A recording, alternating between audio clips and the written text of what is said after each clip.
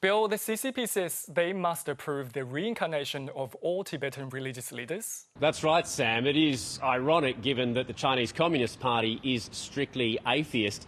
And this issue of Beijing needing to approve religious leaders, including the next Dalai Lama, has been one of the sticking points in dialogue between representatives of the Dalai Lama and the exiled government and officials in Beijing. There have been no talks for more than a decade. Now, Penpa Tsering is the political leader of Tibet's exiled government based in Dharamshala in India. I asked him, does he think there is any hope of talks with Beijing resuming anytime soon?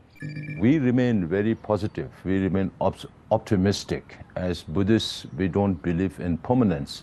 So impermanence, as Western psychologists also say, change is the only constant. So there has to be change inside China. The question is when. And there also has to be progress in the process of contact and dialogue and negotiation with the Chinese government. But that's also a question as to when that will happen. And if there is a positive gesture with full commitment to resolve the Sino-Tibet conflict from the Chinese side, we are always there, ready to resolve it, because we feel that this is one of the most easiest things that Chinese government can resolve, because we are not now talking about sovereignty issues anymore. We are committed to the middle way approach that was proposed by His Holiness and approved by the Parliament. I know he's on record saying that he will live for another 3 decades or so, but in future, when he's not around anymore, what is the plan, given that Beijing insists it must have a role in approving and selecting the next Dalai Lama? I think it's much better for the Beijing government to reconsider the decision. Even when it came to Panchen Lama, I always say that Beijing made a tactical mistake, but by not recognizing the same Panchen Lama recognized by His Holiness. So if they keep repeating the same mistake by choosing their own 15th Dalai Lama, then this will be a perennial issue with the Tibetans. So if this is something that they want to do, it is their headache, not ours. So my advice to the Chinese government is to leave religious affairs to the Tibetans. Don't get involved in that. You do your governance. That's what your job is. But right now, there is no trust between the rulers and the ruled, whether it's the Tibetans or the Uyghurs or the Mongols or the Hong Kongers or the Chinese people themselves, and no good relation with any of its neighboring countries. So it'll take a very, very long time for China to win confidence back from the international community, including India, where I live now. Because of China's belligerence, if there is no disengagement on all points, there will be no restoration of normalization of relations. So keeping all these global situation in mind, I think Chinese government should now make more efforts to take positive steps towards making this world a better world. If Xi Jinping is really serious about becoming a relevant leader in this world, then he should take those steps. Right now, he has the power to do that. You're using the 64th anniversary of the Tibetan uprising to highlight what you've described as a cultural genocide, the practice of Chinese authorities forcing school students in Tibet into state-run boarding schools. What is your understanding of the latest situation there? There has been a progression of policies over the last 5-6 decades in terms of eradicating the national identity of the Tibetan people, which is essentially the language and religion of the Tibetan people, which leads to the culture, the Buddhist culture of Tibetans. So right now, the situation has not changed from the reports that have come out from the special rapporteurs of the United Nations. And according to our study also, we have found that more than 150,000 Tibetan children below the age of 6 are now put in Montessori schools, where again, the same tactics are being followed, where you don't learn Tibetan language, you are kept away from your families, and you are taught only Chinese and Chinese ideology and Chinese way of life.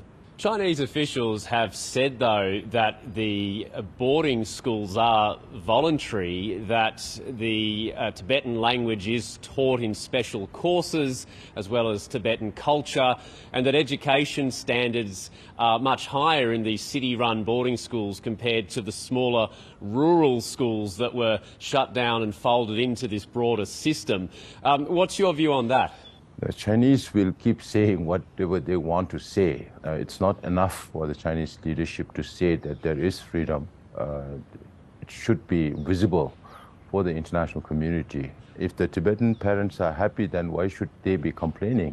Of course, we are not against better education for Tibetans, but we are definitely against Sinicization of the whole educational system to turn every Tibetan into a Chinese. You've been in the United States recently promoting a Tibet bill that would force the US government to recognise Tibet as an unresolved conflict. What are you hoping that could potentially achieve, and what sort of reception do you think American politicians and perhaps governments elsewhere would have to this idea? We have been saying that to the international community that if you keep repeating the statement that Tibet is part of People's Republic of China, you are going against international law, because we have only one agreement with the People's Republic of China, which is the 17-point agreement signed in May 1951. Now, this was forced upon us post-aggression of Tibet in October 1950. So under international law, any agreement post-aggression is null and void. So if international law has to be applied, then Tibet cannot be an exception. And as recent as the last 2-3 years, one Western scholar and one Chinese scholar have written books. These two authors have come out with very full evidence that Tibet has never been considered part of China. So this is very essential, because Chinese propaganda is so strong that people tend to believe that Tibet must have been part of China since time immemorial or antiquity, as Chinese government says. So it is very important not only to send a message to the Chinese government, but also to the international community that we lived on that plateau for so many centuries and everyone else has been deciding for us. Now, even in this age when we are refugees, political refugees, the world decides for us at the behest of Chinese government. But surely lobbying US politicians, trying to get the US involved to put pressure on Xi Jinping's government in today's climate would only make authorities in Beijing even less likely to engage on this issue. Now, ultimately, I always tell my people also that we have to take these two realities into consideration. One reality is that if there has to be a peaceful resolution in a non-violent way, which is mutually beneficial, that can be done only by having negotiation with the Chinese leadership. And on the other hand, we also realize that no other nation will put aside their national interests and put Tibet's national interests first. So far, there has been no traction whatsoever. So we have nothing to lose. So any support that's coming from any government is welcome. In the last week, we've seen that you met the Dalai Lama. You reported to him on your recent travels abroad. At 87 years old, how is he? How is his health?